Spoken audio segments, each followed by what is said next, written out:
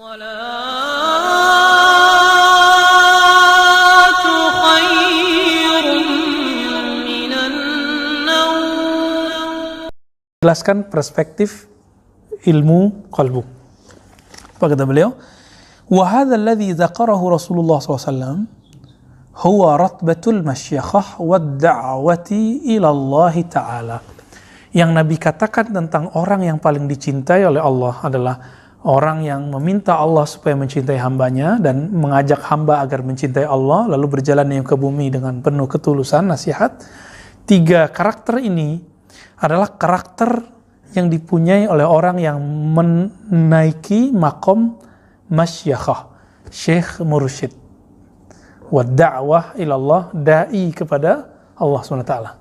Inilah makomnya Al-Habib Umar. Inilah makomnya muridnya beliau, adik kelasnya Al-Habib Ali ya, Al-Jufri. Inilah makomnya Syekh Ali Jum'ah, makomnya Syekh Ahmad Thayyib ya. Walaupun mereka tidak disebut mursyid misalnya, kayak Syekh Ali Al-Jufri kan tidak menyebut dirinya Al-Habib Al-Jufri, enggak menyebut diri mursyid ya. Syekh Ahmad Thayyib enggak menyebut dirinya mursyid, tapi beliau mencintai umat ya, walaupun ada kritik-kritik dari beliau. Di Indonesia banyak ya, sangat banyak orang-orang yang dapat makom ini. Namun ada yang mastur, tertutup, ada yang masyhur. Nah, kebanyakan mereka mastur. Orang-orang yang mendoakan kita di saat kita lupa mereka, bahkan kita nggak mendoakan mereka, itu mereka mendoakan kita. Nah, ini yang saya katakan tadi. Karakternya apa tadi? 3. Coba antum punya nggak? Minta kepada Allah supaya Allah mengampunkan, merahmati makhluk. Yang kedua, ngajak makhluk untuk kenal kepada Allah, cinta kepada Allah. Yang ketiga, tulus. Tuh, 3 tuh. Jebol 1, coret. Ya, coret. Maka ada orang yang dulu diangkat jadi mursyid, lalu kemudian dia nggak tulus, coret dia. Dia terhapus namanya dari daftar ini. Daftar orang yang dicintai oleh Allah. Mungkin di kalangan makhluk masih dianggap mursyid, syekh, ulama, tapi di sisi Allah bukan lagi. Nah, itulah rahasia kenapa ulama kita sering kirim Fatihah. Jadi kirim Fatihah itu bukanlah bid'ah. Kirim Fatihah itu bagian dari mencintai makhluk atau meminta Allah agar memaafkan makhluk. Lianna syekh yuhabbibullah ila ibadihi haqiqatan. Kenapa? Karena syekh itu yuhabbibullah ila ibadihi haqiqatan, meminta kepada Allah agar mengampuni, menyayangi makhluknya, itu hakiki, nggak main-main, nggak buat-buat. Ya, diam di rumahnya, di khalwatnya, di kamarnya, dalam sunyinya, itu dia mendoakan makhluk, mendoakan murid-muridnya, sahabat-sahabatnya, bahkan umat manusia semua. Apalagi COVID begini nih, mereka paling kencang doanya. Tapi ingat, doa mereka bukan ya Allah, batalkan takdirmu, angkat COVID. Enggak, mereka nggak berani ngomong gitu. Mereka hanya berani mengatakan, ya Allah jaga umat, selamatkan umat. Coba lihat doa Nabi Khidir yang dinukil oleh para imam sampai ke Imam Syafi'i. Dinukil oleh Imam Suyuti. Apa itu? Allah marham umat Muhammad. Ya Allah rahmati umat Muhammad. Apalagi? Allahumma aslih umat Muhammad. Ya Allah perbaiki kerusakan umat Muhammad. Apalagi? Allah majbur umat Muhammad. Ya Allah bantu umat Muhammad atau unsur umat Muhammad. Mau dia apapun alirannya, mau dia salafi, mau dia asy'ari, mau dia pejabat, mau dia bukan pejabat, ya politisi, nggak politisi, mau dia kiai, murid, yang penting dia umat Muhammad. Nah gitu. Berarti orang ini nyimpen kebencian nggak di kolbunya. Nah, maka dikatakan oleh para imam kita, siapa yang baca doa ini pagi sore, maka dia diangkat jadi wali abdal. Itu wali tinggi loh. Itu wali paling tinggi untuk di bawah kutub. Di bawah kutub paling tinggi itu abdal. Kenapa? Di hatinya nggak ada kebencian. Nah teman-teman, di hati kita ada kebencian nggak ke orang? Benci ke lawan aliran, benci ke orang-orang yang beda di organisasi, di tempat bekerja, tetangga. Itu bukan wali. Nyimpan benci nggak wali? Wali itu kalau benci, kalau disuruh benci oleh Allah, Kalau Allah nggak suruh benci, dia nggak mau benci. Itu sebabnya wali-wali Allah mewarisi sifat Nabi SAW. Nabi Muhammad ketika dilempar, balas ngelempar nggak? Ketika diejek, balas ngejek nggak? Nah, inilah yang Al-Habib Al-Hakiki. Siapa yang disebut Habib Hakiki? Yang kalau dia dihujat, dia nggak balas menghujat. Dan saya melihat itu ada pada Habib Umar, Habib Al-Jufri. Tapi sebening-bening Habib Umar nggak pernah jelek-jelekin siapapun, itu beliau dihujat orang. Ya kan? Aneh gak tuh? Baik. Waratbatul masyakhah min ala rutabi min ala ratbi ya, atau rutabi fi tariq sufiyah. Tingkatan masyakhah itu, Syekh Mursyid adalah tingkatan tertinggi dalam strata tarekat sufi. Nah, jadi teman-teman, kalau kita belajar fikih, ada yang paling tinggi namanya mujtahid. Masih ingat? Di bawah mujtahid ada tingkat-tingkatnya. Mujtahid mutlak, mujtahid apa lagi? Muqayyad, mujtahid apa lagi? Mujtahid mazhab, mufti, gitu ya. Terus baru muqallid di bawah. Itu istilah muqallid itu kalau di dalam tarekat sufi disebut murid. Mujtahid itu di kalangan sufi disebut dengan kutub. Makanya coba 4 imam mazhab yang bertahan itu imamnya siapa? Nah, kenapa? Karena kutub itu memang dikenalnya 4 kutub utama. Nanti ada kutub-kutub yang lain. Tapi kalau kutub dunia memang 2, utara dan selatan. Jadi setiap ilmu ada fannya. Dalam ilmu hadis ada yang disebut al-hafiz.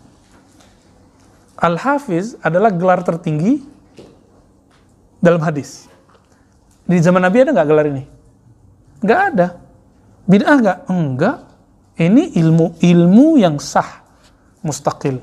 Jadi istilah Syekh Mursyid, Arif Billah di kalangan sufi, mujtahid di kalangan ahli fikih, usul fikih, hafiz atau imam muhaddis dari kalangan ahli hadis, itu semua istilah baru, tidak ada di zaman Nabi, lalu diadakan sekarang. Diadakan di zaman setelah Nabi. Bid'ah? Enggak. Kenapa orang kemudian sentimen dengan sufi?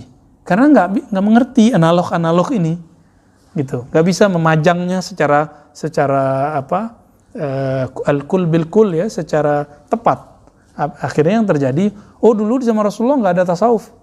Ya berarti di zaman Rasulullah nggak ada fikih juga dong. Di zaman Rasulullah nggak ada ilmu hadis juga dong, kan gitu jadinya. Nah, enggak, kita nggak ngomong gitu. Di zaman Nabi ada nggak hadis sahih dan hadis dhaif?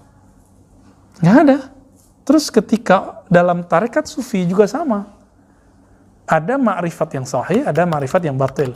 Ada sama. Rawi yang dhaif, ada rawi yang sahih. Di kalangan sufi ada syekh yang kamil, ada syekh yang ghairu kamil.